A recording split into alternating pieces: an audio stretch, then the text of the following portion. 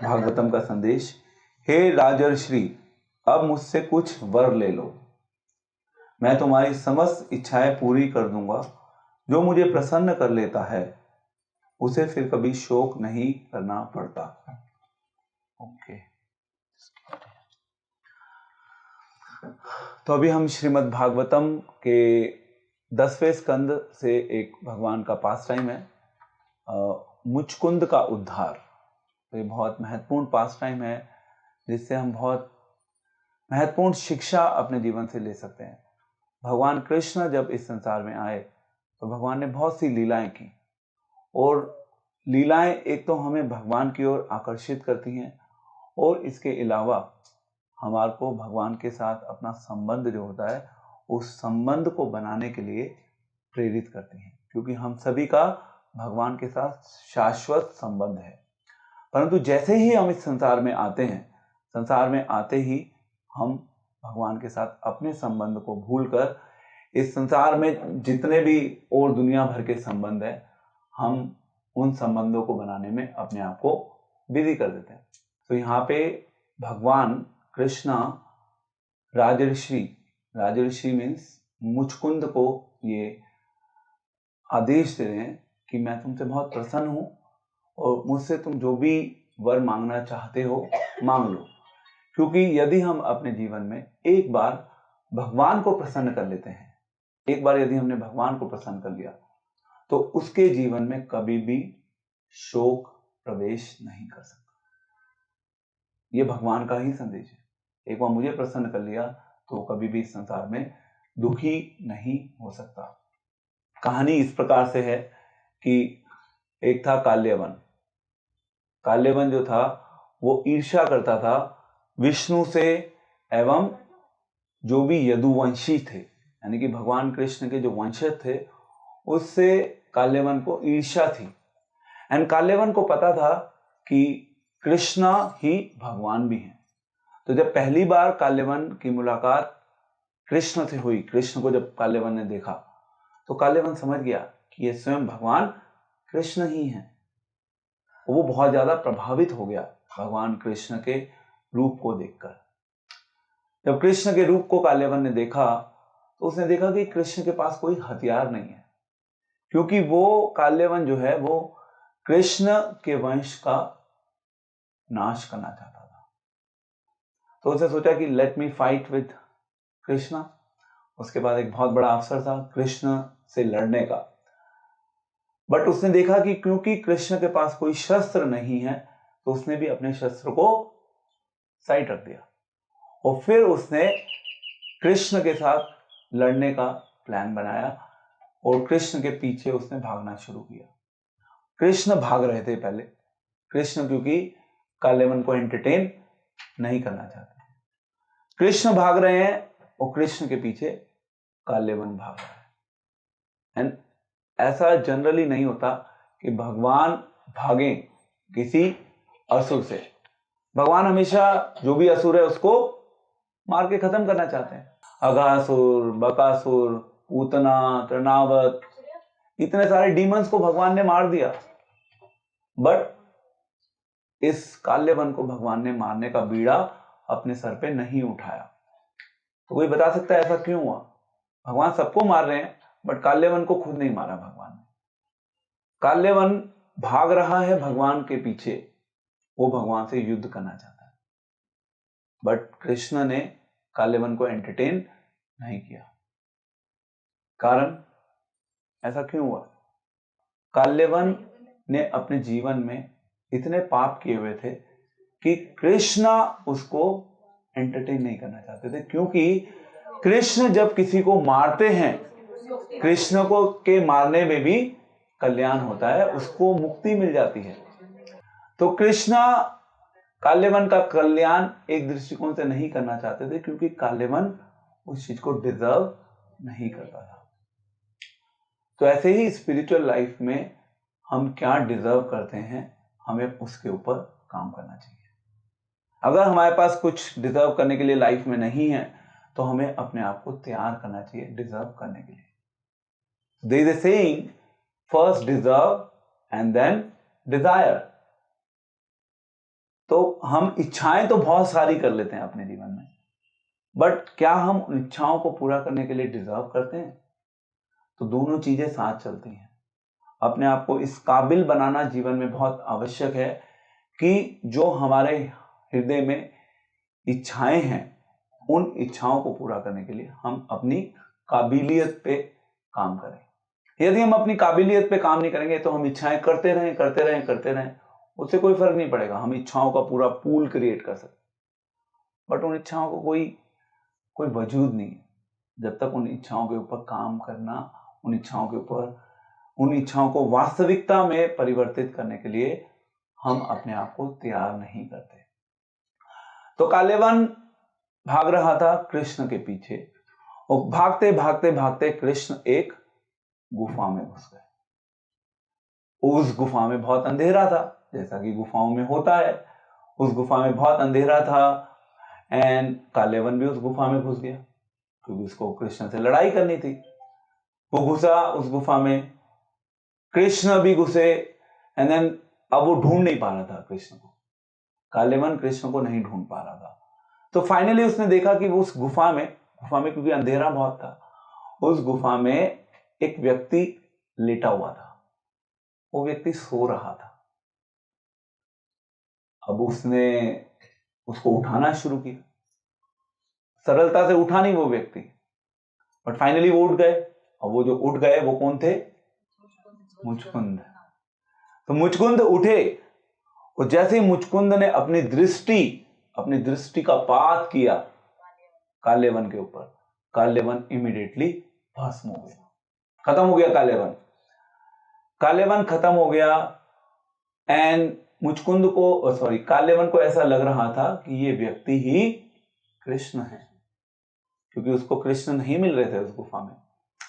And then finally जब कालेवन मर गया इस प्रकार से, देन जो मुचकुंद था, मुचकुंद की नींद खुल चुकी थी। अब आप कहेंगे मुचकुंद वहां पे सो के कर क्या रहा था इतने टाइम से?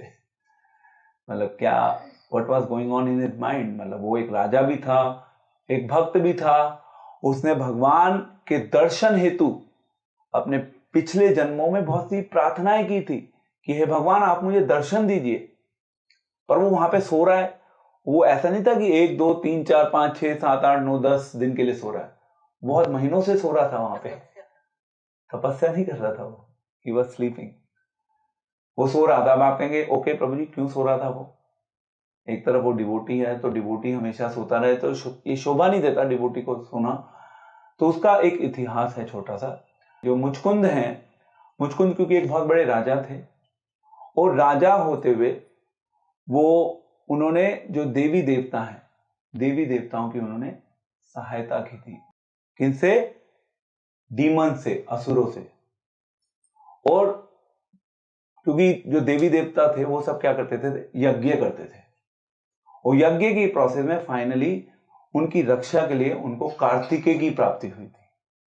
कार्तिकेय की प्राप्ति जब हो गई, उसके बाद उन देवी देवताओं ने मुचकुंद से कहा कि अब आप जा सकते हैं, अब आप अपने राज्य को संभालिए। तो मुचकुंद का एक सबसे बड़ा गुण देखिए कि उसने अपनी व्यक्तिगत आकांक्षाओं को साइड में रख के किस प्रकार से उस राजा ने देवी देवताओं की रक्षा की, उनकी सहायता की।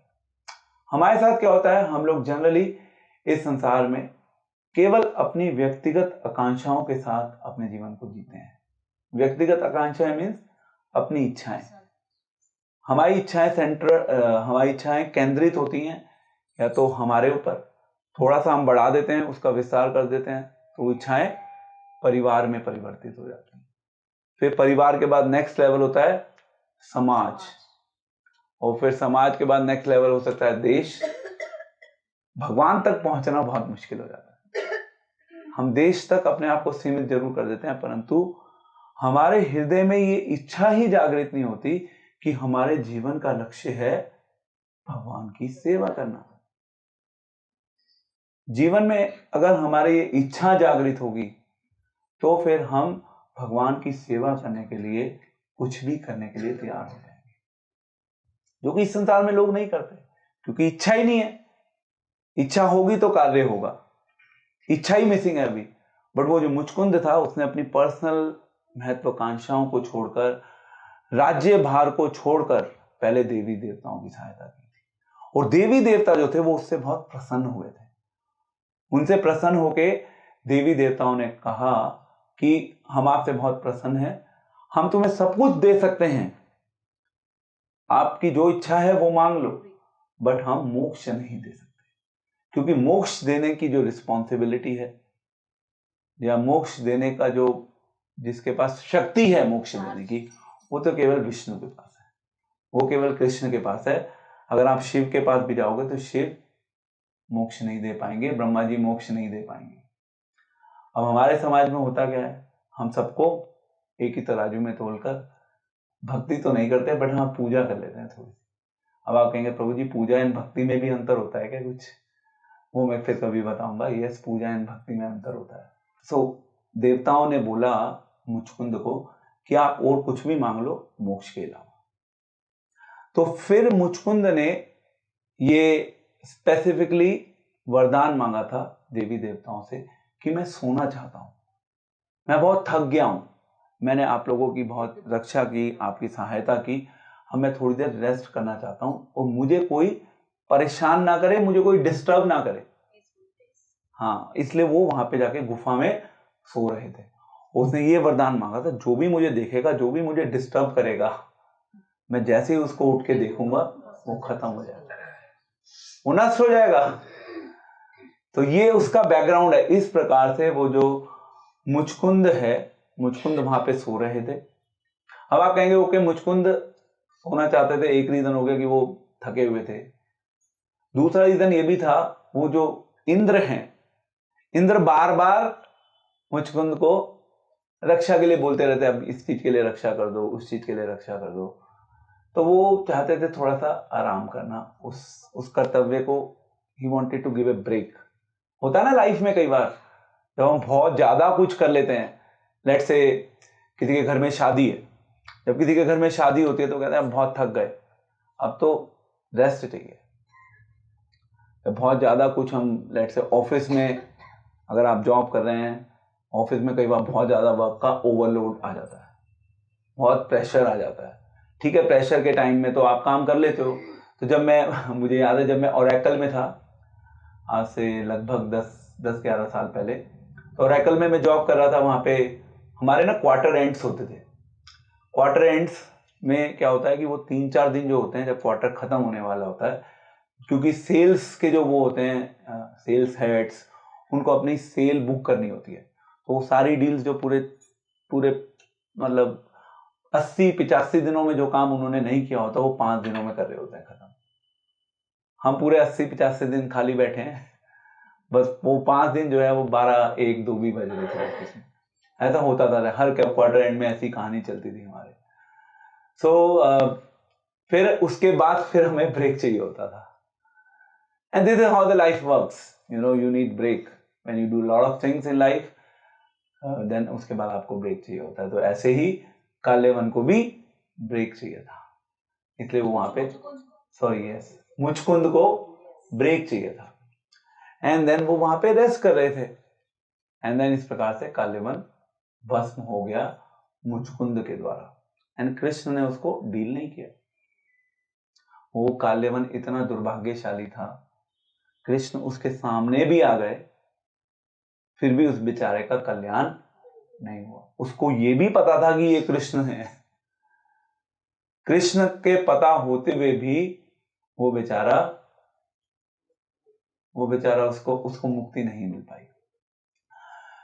यस, सो अब क्या है, अभी जो हमने श्लोक डिस्कस किया, इस श्लोक में अब कृष्ण कह रहे हैं मुचकुंद से, हे राजर्षि, मैं तुमसे बहुत प्रसन्न हूं, तुम जो वर मांगना चाहते हो वो वर मुझसे मांग लो। और फिर इसमें हमारे आचार्य एक बहुत अच्छा इंटरेस्टिंग पॉइंट लिखते हैं, हम अपने जीवन में तभी शोक करते हैं, हम सब शोक करते हैं टाइम टू टाइम, हमारा स्वभाव है, भौतिक संसार में रह रहे हैं तो सैड मूवमेंट्स आती हैं लाइफ की, और कई बार नहीं भी आती तो हम उन सैड मूवमेंट्स को अननेसेसरली क्रिएट कर लेते हैं, और हम अपने अंदर से ही क्रिप करते रहते हैं, कुड़ते रहते हैं। सुना है ना शब्द, अंदर ही अंदर कुड़ते रहते हैं। किसी ने कुछ कहा है या नहीं कहा, हम जबरदस्ती कहानी बना लेते हैं, ये हमारा स्वभाव है। तो हमारे आचार्य बता रहे हैं कि शोक करने के कारण क्या है। एक कारण शोक करने का कि जब हमारे जीवन में कोई चीज अपूर्ण होती है, किसी चीज की कमी होती है। तो कमी कब होती है? या तो हमारे पास कोई वस्तु थी तो अब वो वस्तु खत्म हो गई, चोरी हो गई, कोई ले गया उठा के, उसको मिल नहीं रही, फोन टूट गया। आजकल तो बहुत बड़ा प्रोजेक्ट है ना, फोन का टूटना, फोन का चोरी होना। तो दुखी हो जाते हैं, परेशान हो जाते हैं, शोक में पड़ जाते हैं। तो एक ही हो गया कि कोई वस्तु थी वो चली गई। दूसरा कि कोई वस्तु है नहीं, इनकम्प्लीट लग रहा है, यार काश मेरे पास आईफोन होता तो लाइफ बिल्कुल मस्त होती, मेरे पास ये होता वो होता तो लाइफ बिल्कुल कंप्लीट हो जाती, फिर शोक करने के लिए जीवन में कुछ नहीं रह जाता। तो ये भी एक प्रॉब्लम है। तीसरी प्रॉब्लम शोक की क्या है? जब हम देखते हैं दूसरे के पास इतना सारा है, अरे भाई उसके पास इतना कुछ है, मुझे इस चीज से प्रॉब्लम है कि उसके पास इतना कुछ क्यों है। ये भी एक शोक का कारण है, एंड इनफैक्ट ये ज्यादा बड़ा शोक का कारण है। क्योंकि इस संसार में क्या है, प्रतिस्पर्धा लगी हुई है। हम सब एक दूसरे को देख रहे हैं, उसके पास ये है तो मेरे पास भी ये होना चाहिए। भाग रहे हैं, भागते जा रहे हैं, रुकने का नाम ही नहीं ले रहे। अब यहाँ पे भगवान जब प्रसन्न हो गए, मैं तुम्हारी समस्त इच्छाएं पूरी कर दूंगा, तो भगवान ने अब वर दिया, भगवान ने प्रस्ताव रखा मुचकुंद के पास कि मैं तुम्हारी सारी इच्छाओं को पूर्ण करने में सक्षम हूं, मैं तुम्हारी सारी इच्छाओं को पूरा कर सकता हूं, तुम्हें मुझसे जो वर मांगना है वो वर मांग लो। और लास्ट पॉइंट, जो मुझे प्रसन्न कर लेता है उसे फिर कभी शोक नहीं करना पड़ता। भगवान की ओर से कितना बड़ा प्रॉमिस है। भगवान ऐसा प्रस्ताव लेके आए हैं कि जो भगवान के इस स्टेटमेंट को अपने जीवन में उतार ले तो उसके जीवन में एक्चुअली और कुछ बाकी नहीं रहेगा। यही है कृष्ण भक्ति। कृष्ण भक्ति के माध्यम से भगवान को हमें केवल प्रसन्न करना है, और भगवान को प्रसन्न करना बहुत सरल है, इतना ज्यादा मुश्किल नहीं है। पर हम विधि होते हैं इस संसार को प्रसन्न करने। ये हमारे जीवन की सबसे बड़ी प्रॉब्लम है। इस प्रॉब्लम से ओवरकम जो कर लेगा, जिसको पता चल जाएगा कि मेरे जीवन का लक्ष्य कृष्ण को प्रसन्न करना है, मेरे जीवन का लक्ष्य संसार को प्रसन्न करना नहीं है। यदि मैं सही ढंग से अपने जीवन में कृष्ण को प्रसन्न कर लूंगा तो फिर मुझे अलग से संसार को प्रसन्न करने की आवश्यकता नहीं है, वो उसमें बाय डिफॉल्ट हो जाएगा। संसार अपने आप प्रसन्न हो जाएगा। हो सकता है सारे व्यक्ति प्रसन्न ना हो, it's fine, you can not satisfy everyone in this world, this is standard rule. आप 100 लोगों को प्रसन्न करेंगे तो 50 ऐसे भी होंगे जो आपसे अप्रसन्न होंगे उस प्रोसेस में। ये संसार का नियम है, आप सबको संतुष्ट नहीं कर सकते, उसका प्रयास मत करिए।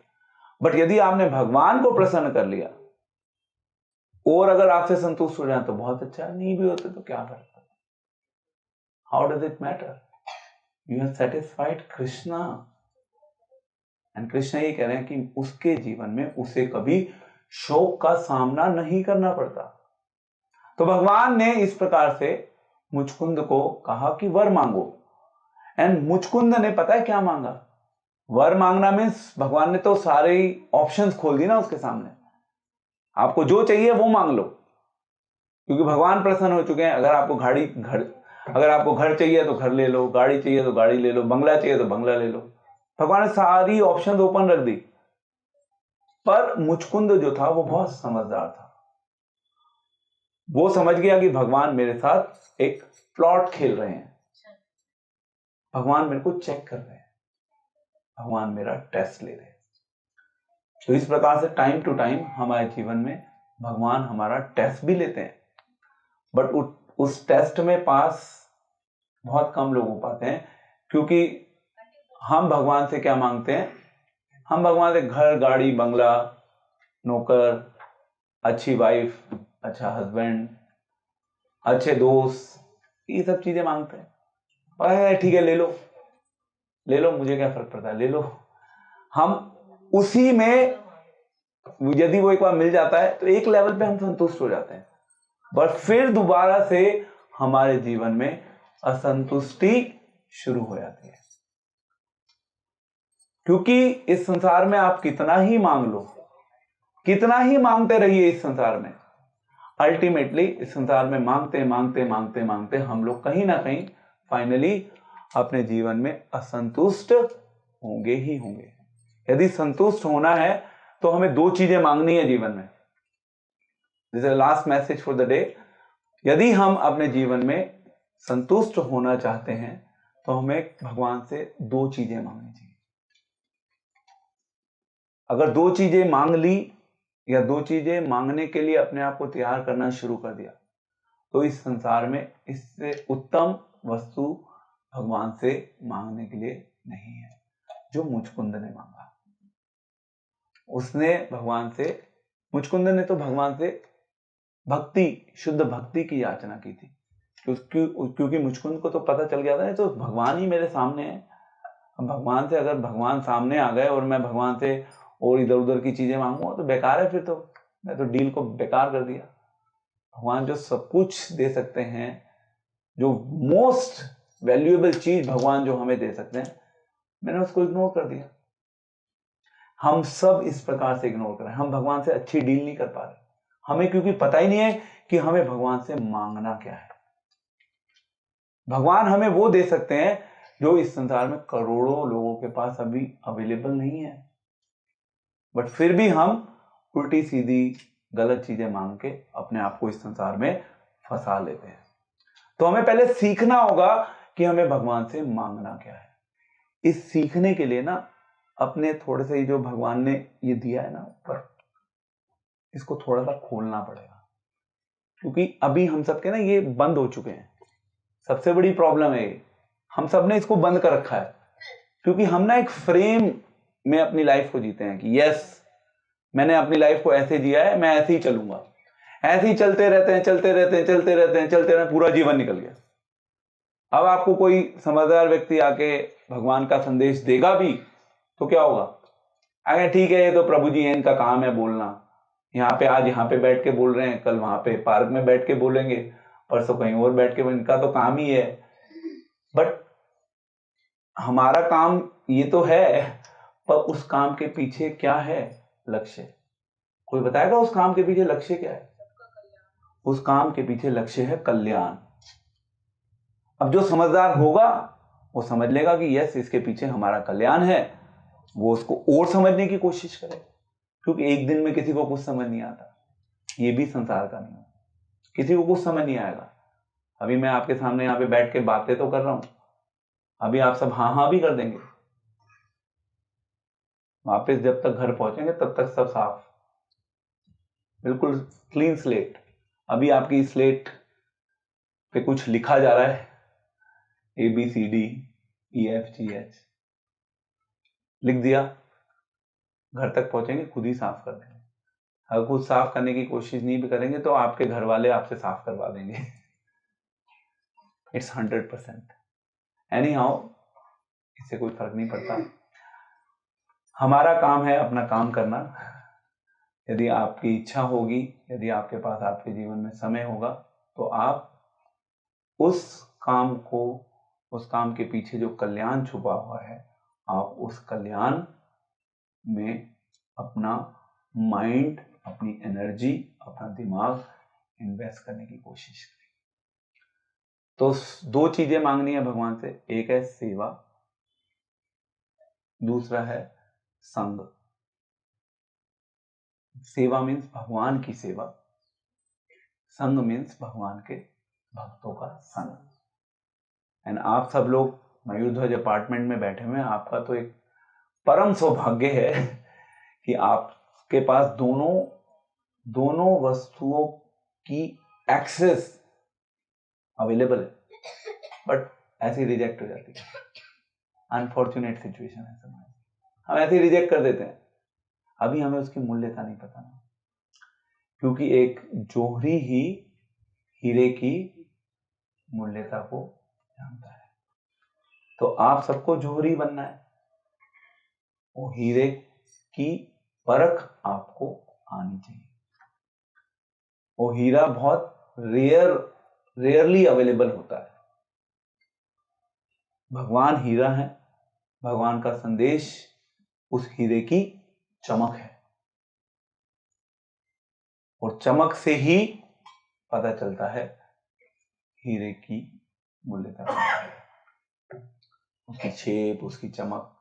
भगवान की चमक है भगवान का संदेश, उस संदेश को उतारिए, मुचकुंद की तरह बुद्धिमान बनिए, और अपने जीवन में भगवान से क्या मांगना है इसके ऊपर सही दृष्टिकोण विकसित करके अपने जीवन का मन, बुद्धि, समय उस वस्तु को मांगने में लाइए। तब आपका जीवन सक्सेसफुल है। नहीं तो 1 जन्म, 2 जन्म, 3 जन्म, 4 जन्म, 10 जन्म, 100 जन्म, लाखों जन्म ऐसे निकल जाएंगे। ऑलरेडी हम ऐसे पता नहीं कितने जन्म निकाल चुके हैं, और हमें पता भी नहीं है कि हम इतने जन्म निकाल चुके हैं। Hare Krishna Krishna Krishna Hare Hare, Hare Ram Ram Ram Hare Hare. Thank you very much. आपने ध्यान से, पेशेंस के साथ इस संदेश को सुना। सभी से मेरा निवेदन है, कृपया करके जब भी आपको अवसर मिले, और अगर अवसर नहीं भी मिल रहा तो अवसर निकालिए। अवसर एक्चुअली निकालना पड़ता है। आप सोचेंगे कि आपको अवसर मिलेगा तब आप आएंगे कार्यक्रम में, तो ऐसा होगा नहीं। खुद ही आपको अवसर निकाल के आना होगा।